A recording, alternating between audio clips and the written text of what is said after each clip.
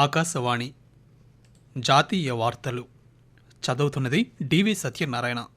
ముఖ్య అంశాలు: సుస్థిరత ఇకపై నినాదం కాదని, అది ఒక అవసరంగా మారిందని రాష్ట్రపతి ద్రౌపది ముర్ము పేర్కొన్నారు. సాంకేతికత గత 11 సంవత్సరాల్లో భారత వృద్ధికి ఒక చోదక శక్తిగా మారిందని కేంద్ర సహాయ మంత్రి డాక్టర్ జితేంద్ర సింగ్ అన్నారు. రాష్ట్రపతి ద్రౌపది ముర్ము ప్రసంగాల సమాహారమైన వింగ్స్ టు అవర్ హోప్స్ 2వ సంకలనాన్ని రక్షణ మంత్రి రాజ్నాథ్ సింగ్ ఈరోజు విడుదల చేశారు. ఇరాన్లోని సైనిక స్థావరాలను విజయవంతంగా ధ్వంసం చేశామని ఇజ్రాయెల్ సైన్యం ధృవీకరించింది. కనిష్క బాంబు దాడి బాధితులకు కేంద్ర మంత్రి హర్దీప్ సింగ్ పూరి నివాళులర్పించారు. వార్తల వివరాలు: పర్యావరణ హితానికి విద్యార్థులు కృషి చేయాలని రాష్ట్రపతి ద్రౌపది ముర్ము పిలుపునిచ్చారు.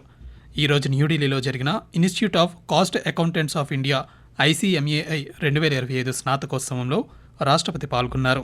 ఈ సందర్భంగా ప్రసంగిస్తూ నేడు ప్రపంచం వాతావరణ మార్పుల సంక్షోభాన్ని ఎదుర్కొంటోందని ఉద్ఘాటించారు. దీనికి పరిష్కారం సుస్థిరత అని వ్యాఖ్యానించారు.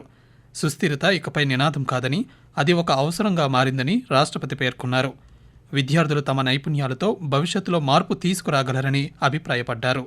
భారత ఆర్థిక వ్యవస్థను నేడు ప్రపంచంలోనే ఒక బలమైన ఆర్థిక వ్యవస్థగా మార్చడంలో ICMAI కీలక పాత్ర పోషించిందని ద్రౌపది ముర్ము మాట్లాడుతూ, Throughout history, accountants have enjoyed high esteem in our society.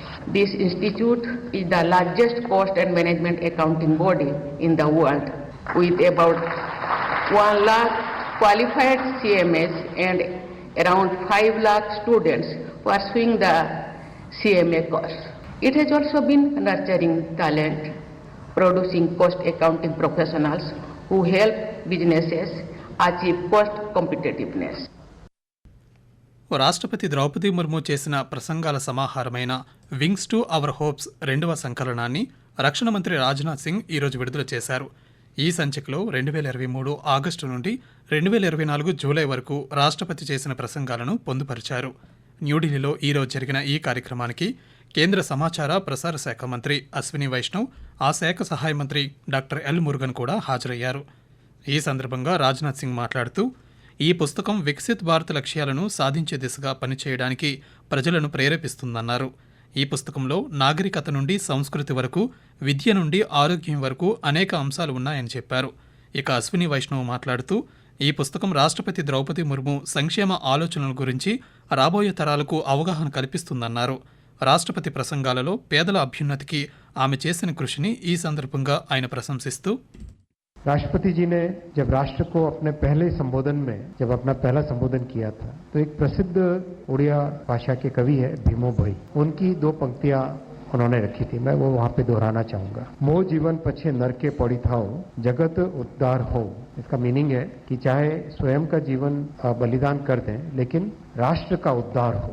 इस भावना से राष्ट्रपति महोदय ने हमेशा अपने जीवन को जिया है और विश्व कल्याण की इसी भावना को वो आज भी हम सबके सामने एक उदाहरण के तौर पर रखती है। राष्ट्रपति महोदया की ये भाषण समकालीन राष्ट्रीय विषयों को भारत के प्रथम नागरिक के दृष्टिकोण से समझने का एक माध्यम है।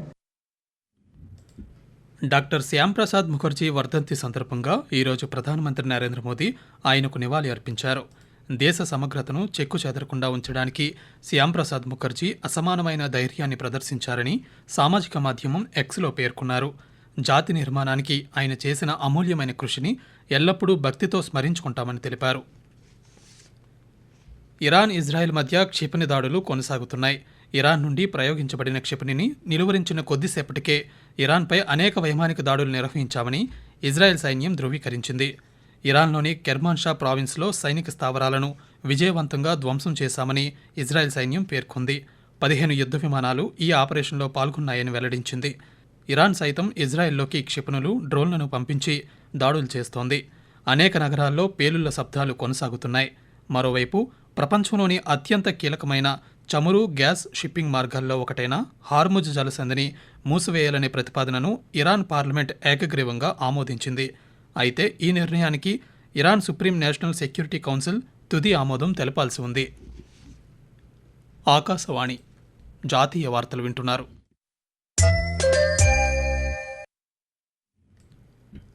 సాంకేతికత గత 11 సంవత్సరాల్లో భారత వృద్ధికి ఒక చోదక శక్తిగా మారిందని కేంద్ర శాస్త్ర సాంకేతిక శాఖ సహాయ మంత్రి డాక్టర్ జితేంద్ర సింగ్ అన్నారు. గత 11 సంవత్సరాల్లో శాస్త్ర సాంకేతిక రంగ పురోగతిపై వివరించేందుకు న్యూఢిల్లీలో ఆయన ఈరోజు పాత్రికేయుల సమావేశం నిర్వహించారు.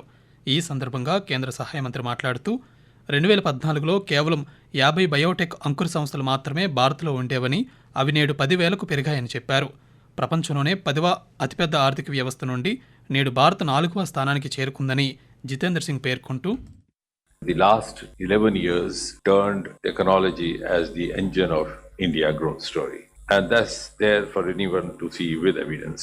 Also, the last 10 years turned India into a technology leader rather than a technology follower.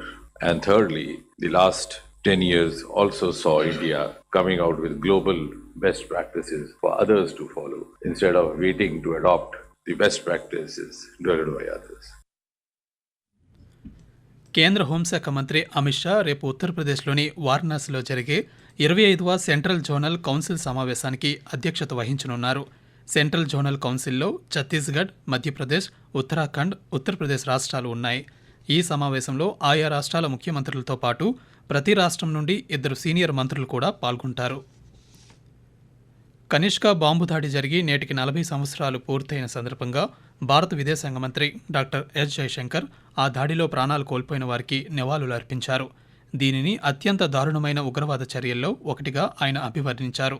1985లో ఇదే రోజున కెనడాలోని మాంట్రియల్ నుండి లండన్కు, అక్కడ నుండి న్యూఢిల్లీకి వెళ్తున్న ఎయిర్ ఇండియా విమానం 182పై కెనడాకు చెందిన ఖలిస్తానీ ఉగ్రవాదులు చేసిన పిరికిపంద చర్య ఫలితంగా ఐర్లాండ్ తీరంలో అట్లాంటిక్ మహాసముద్రం మీదుగా గగనతలంలోనే విమానం పేలిపోయింది. ఈ ఉగ్రదాడిలో కెనడాతో పాటు ఇతర విదేశీయులు, అలాగే పిల్లలు సహా అనేక మంది భారతీయ పౌరులు కలిపి మొత్తం 329 మంది ప్రాణాలు కోల్పోయారు. కేంద్ర పెట్రోలియం, సహజ వాయువుల శాఖ మంత్రి హర్దీప్ సింగ్ పూరి ఆయన తన 8 మంది సభ్యుల ప్రతినిధి బృందంతో కలిసి ఐర్లాండ్లోని కార్క్లో ఉన్న అహాకిస్తా స్మారక చిహ్నం వద్ద కనిష్క బాంబు దాడి బాధితులకు ఈరోజు నివాళులర్పించారు. We are gathered here today with deep sorrow and heavy hearts to remember the 329 innocent lives that perished on that fateful day, June 23rd, 1985, exactly 40 years ago. The tragedy was not an accident. It was a deliberate, heinous attack carried out by extremist elements associated with fringe and radical movements who sought to weaken and still seek to weaken countries by such actions through terror. ఇంగ్లాండ్లో leads వేదికగా Bharat England జట్ల మధ్య జరుగుతున్న తొలి test 2వ ఇన్నింగ్స్లో 4వ రోజు టీ విరామ సమయానికి భారత జట్టు 4 వికెట్ల నష్టానికి 298 పరుగులు చేసింది. దీంతో భారత ఆధిక్యం 304 పరుగులకు చేరుకుంది. దేశీయ స్టాక్ మార్కెట్ సూచీలు ఈరోజు నష్టాల్లో ముగిశాయి. సెన్సెక్స్ ఉదయం 82,408 పాయింట్ల వద్ద ప్రారంభమై చివరకు 512 పాయింట్ల నష్టంతో 81,896 వద్ద స్థిరపడింది. నిఫ్టీ 140 పాయింట్ల నష్టంతో 24,972 వద్ద ముగిసింది. డాలర్తో రూపాయి మార్కం విలువ 86.76గా ఉంది. రాబోయే 2 రోజుల్లో ఉత్తర భారతదేశంలోని అనేక ప్రాంతాల్లో నైరుతి రుతుపవనాలు మరింత ముందుకు సాగడానికి పరిస్థితులు అనుకూలంగా ఉన్నాయని భారత వాతావరణ శాఖ IMD తెలిపింది. వచ్చే శుక్రవారం వరకు దేశంలోని పశ్చిమ ప్రాంతాల్లో కూడా భారీ వర్షాలు కురిసే అవకాశం ఉందని వెల్లడించింది. మధ్యప్రదేశ్లోని అనేక జిల్లాల్లో వర్షాలు కొనసాగుతున్నాయని, గత 24 గంటల్లో ఆ రాష్ట్రంలోని 25కు పైగా జిల్లాల్లో భారీ వర్షపాతం నమోదైందని IMD పేర్కొంది. జాతీయ వార్తలు ముగించే ముందు ముఖ్యాంశాలు మరోసారి. సుస్థిరత ఇకపై నినాదం కాదని, అది ఒక అవసరంగా మారిందని రాష్ట్రపతి ద్రౌపది ముర్ము పేర్కొన్నారు. సాంకేతికత గత 11 సంవత్సరాల్లో భారత వృద్ధికి ఒక చోదక శక్తిగా మారిందని కేంద్ర సహాయ మంత్రి డాక్టర్ జితేంద్ర సింగ్ అన్నారు. రాష్ట్రపతి ద్రౌపది ముర్ము ప్రసంగాల సమాహారమైన వింగ్స్ టు అవర్ హోప్స్ 2వ సంకలనాన్ని రక్షణ మంత్రి రాజ్నాథ్ సింగ్ ఈరోజు విడుదల చేశారు. ఆకాశవాణి జాతీయ వార్తలు ఇంతటితో సమాప్తం. తిరిగి రేపు ఉదయం 6:45 ప్రాంతీయ వార్తలు వింటారు.